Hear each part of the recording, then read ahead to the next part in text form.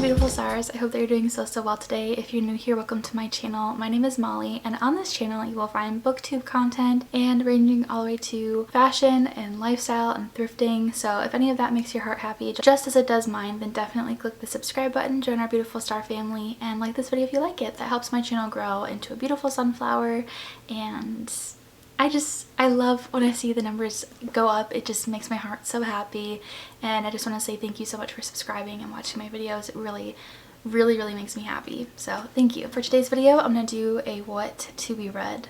What I'm going to be reading in the month of November. I have my sparkling water here. It is the bubbly and strawberry. I have my books here that I read, that I'm currently reading, and that I want to read this month. So let's just dive on into it. The first book that I'm going to share with you is the one that I just finished. I finished it on Saturday. It's by Adam Caesar. It's The Clown on a Cornfield, Friendo Lives 2. The first book I read in February, and it's so good. It was actually the second thriller kind of gory book I've ever read. The first one I've read is My Best Friend's Exorcism by, I think,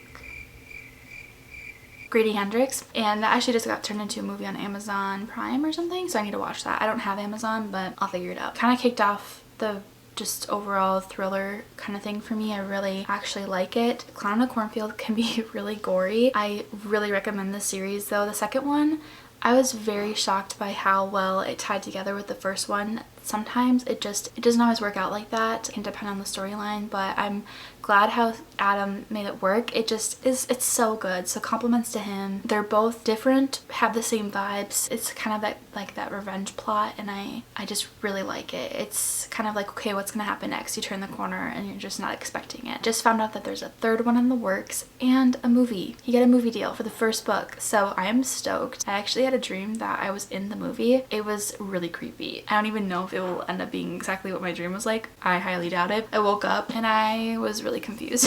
This was a good one. I binged it in one sitting. I mean, technically, because I did read a little far into it, and then I was like, I just really want to finish it, and so I read the rest of the book on Saturday. Then I picked up Harry Potter and the Prisoner of Azkaban. I have not picked up Harry Potter since last year. I started it with my friends. We had like our own little book club, and we read the first and the second books together. I've actually never read Harry Potter before, which I think shocks a lot of people, but I grew up reading and I love reading, and then I just kind of like didn't read all the time like I do now. I feel like I read a lot more in my adulthood than I did ever before. Harry Potter just like was never really on my radar, which is so funny because I am in love with the movies, and just the whole wizarding world is just so magical, obviously, and it's really fun, and my dad and I went to every single movie together, and it's just like a great memory. So I was so excited to start reading the series. I thrifted the entire thing, which was so exciting because I didn't really want to have to go to the bookstore to support the author for various reasons, but I was really excited to pick this up, and I finished the first chapter and I'm on to the next.